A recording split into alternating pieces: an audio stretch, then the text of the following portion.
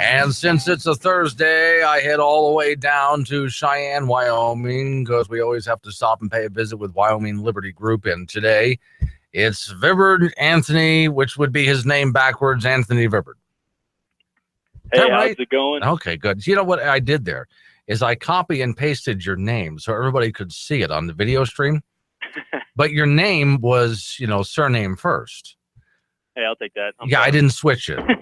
So everybody thinks your first name is Vibbard or something like that. Okay. That's okay. So we're going to get a little more up to speed on something you and I were talking about last week, which had to do with prisons.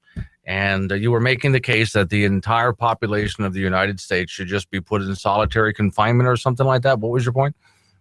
Reasonably close to the opposite of that. Oh, the opposite. I'm dyslexic. Kind of like your name being backwards. Exactly. Okay. So if there's so many people in prison, let's recap briefly what we talked about last week.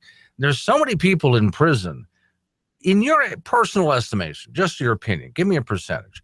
But what percentage really needs to be in prison? I think in Wyoming, about 10%.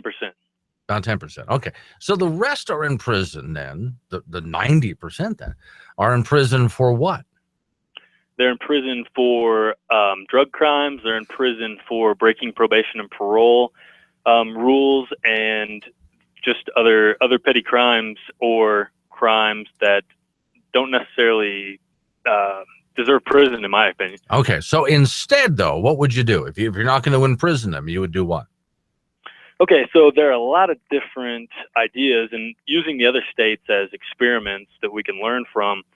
Like Ohio judges use a risk assessment tool where they determine whether or not other programs might be better for these people so that we don't have to pay to house them. And Hawaii has been successful with this drug program that they call HOPE. And anytime somebody's caught on a drug deal that could land them in prison, they go to this HOPE, or they're given the opportunity to go to this HOPE program. And with the HOPE program, they're basically on parole probation to where they're supervised and they have to do drug tests and alcohol tests frequently. When they violate that probation and parole, they're immediately slapped with 3 days in jail. And then rather than going to serve their entire original sentence, they come back out. And then if they offend again, slapped with 3 days in jail. And it sounds kind of petty. It's almost like a high schooler grounding them for a weekend or something. But they've showed 55% less recidivism with people that enter that program rather than going to prison. Okay. Because when you first said that, my thought was, okay, if you put someone in jail for 3 days, when they get out, you say, hey, next time it's going to be 6. And just keep upping it until they get the point. Because some people, pretty much have to hit them in the head with a 2x4 before they get it. I mean, the first 3 days is not going to do it for them. But if you kept doubling it every single time, at some point they get the idea, hey, maybe I shouldn't do this anymore. And that's not a bad idea either. I'm open to any kind of reform in that regard. The thing I want to stray away from is throwing them in prison for their entire 2-year sentence that may be mandated. We found out, looking at the numbers, on average across the nation, prisoners cost $32,000 per year for us to warehouse them in prison, where they're not necessarily being rehabilitated at all. And Wyoming alone spends $44,000 a year per prisoner per year, which is like $12,000 more than the national average. Right. To me, that's a ludicrous amount of money to put somebody in prison whenever they're most likely to reoffend when they get out anyway. Wyoming, I don't know why. I would love for Wyoming Liberty Group to look into this, but I don't know if it's a knowable answer. We spend more money per student on school than most of the other states. We spend more money per prisoner than most of the other states in general. And we have, percentage-wise, more people working for the state of Wyoming than other states out there. I thought this was the freest state, the most conservative state. I don't think so anymore. And so it drives me crazy whenever I talk about this criminal justice system and reform, because it seems like every time I start to talk, people assume that I'm like crazy left-wing flower child, espousing utopian ideas. But really, justice reform, in my opinion, is about strengthening families and making communities safer. Most of all, it's about reducing our dependency on government. I read an article that kind of gets to your point where a politician was saying that what we need is to make sure we're getting more people to pull the wagon than people to ride in the wagon. Right. Yeah. And that's kind of the idea of reform rather than putting them in prison. I mean, I don't want to pay for people to eat and be bathed and lay around and read books all day if I can find a way to invest my dollars in making them a contributing member of society. Right. And then they'll get taxed just the same as we do. Oh, yeah. And then the idea that if they lack skills of any kind, to even learn some skills where when they get out, maybe they can go find a job somewhere. That certainly would help. Okay, so yeah, and that's a huge part of it. How do you then, because just like if you're in prison, that's a culture. There is a culture to prison. There's also a culture in the legislative body. And it's very difficult to take the ideas that you have, which are very good ideas, and bring it into that culture and say, this is a big shocker here, Anthony. Here, try something different. How do you do that? It's always difficult to get people to try something different because nobody wants to have their name on something that was implemented that failed. But the good news is that we have 49 other states that we can look at what they've done and watch them. And, 30-something years ago, whenever our answer for everything was lock people up, we weren't really sure how to deal with people, and we were throwing them in there out of fear, and we didn't really know what else to do. But in the course of the last few decades, we've found some really good programs. The National Institute of Drug Abuse estimates that in the past couple of decades, counting the numbers, every dollar invested in addiction treatment programs has yielded somewhere in between $4 and $7 in reduced spending because of drug-related crimes, criminal justice costs, and theft. And whenever you factor in the healthcare costs that we pay for uninsured people that overdose or have, drug-related incidents or die, that comes to 12 to 1 on average. So, I mean, it's a long-term gamble when we invest money in, say, health programs rather than prison, but it's not necessarily an uneducated gamble.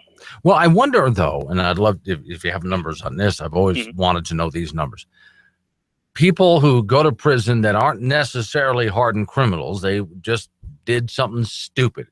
But when they get out, though, prison has hardened them, and they wind up coming out worse than when they went in. Now they really are a problem to society. And that is the thing. It's like prison has almost become this a welfare system almost, and the idea of social rehabilitation has kind of stolen the narrative whenever it's really about keeping families together and keeping small government and getting people off government dependency. It's like when we put people in jail for 6 months to 2 years, I'm not necessarily sure that does a whole lot to correct their behavior. I think what it does most of the time is separate people from their jobs, if they had one, their family, their church community. It kind of tears them away from whatever positive fabric they had in their lives. And yeah, like you said, they come out more dangerous and less helpful to the community and more burdensome. Right. Well, and since you might have an easier time pitching some of these ideas now, I saw some articles today that Governor Meade is saying, well, we're just going to have to make some more cuts. Now, personally, I don't think he makes most of the cuts where they're really needed. In fact, he gives some people, including his staff, raises when they really shouldn't be getting raises, but that's a whole nother topic. To turn and say, hey, prisons, you can save money, a lot of money, by reforming the prison system. That might be an idea for a pitch. Absolutely. And I think that's one of our best ends right now as far as getting people to listen. But you know what I've noticed over the course of the last few weeks? Like I said last time I was on your show, I'm new to Wyoming, so I've made my rounds talking to different movers and shakers in this criminal justice system. And I've kind of figured out that it's not about cops versus robbers and Democrats versus Republicans. It's district attorneys have told me, public defenders, law enforcement officers, prison guards, Democrats, Republicans, and just residents that I've talked to on the street. Everyone across the board agrees that we need to make some changes to make our system more efficient. And those changes and those efficiencies could easily save us a ton of money. I think I mentioned it a little bit last time. Texas, they're not known for being a, soft on criminals. They're a tough on crime state, but they've managed to save their state $3 billion over the course of the last 10 years. And they've shut down 3 prisons and 6 juvenile facilities because they've learned from other states' mistakes and successes, and they've had success in convincing the legislature to go out on a limb and, put their neck out and try something new. All right. And is crime in that state up or down? Crime is down. Crime is down across the nation, and crime is very low in Wyoming. Yeah. Crime is very low here, and our prison population is low relative to other states, but not to our comparative population. Right. But I think that gives us a strategic advantage. And I think that if we get out in front of a possible influx in crime or in population as a whole, that, I see no reason why Wyoming can't get it right now, design a well-oiled system of justice based on the mistakes and successes of other states, and then we could easily become the torchbearer for the rest of the country. And I think if we take action rather than pass ill-advised reactionary laws once the problem is already collapsing on top of us, I think we'll find ourselves in a spot a whole heck of a lot better than other states. Okay, real quick, people can find your writing on this where? Wyliberty.org, wyliberty.org. I will be posting my first blog and contribution next week based on all the different people I've talked to and some of the data I've gathered locally. All right. Thanks for coming on the program. Appreciate it. Thank you, Glenn. It's always a pleasure.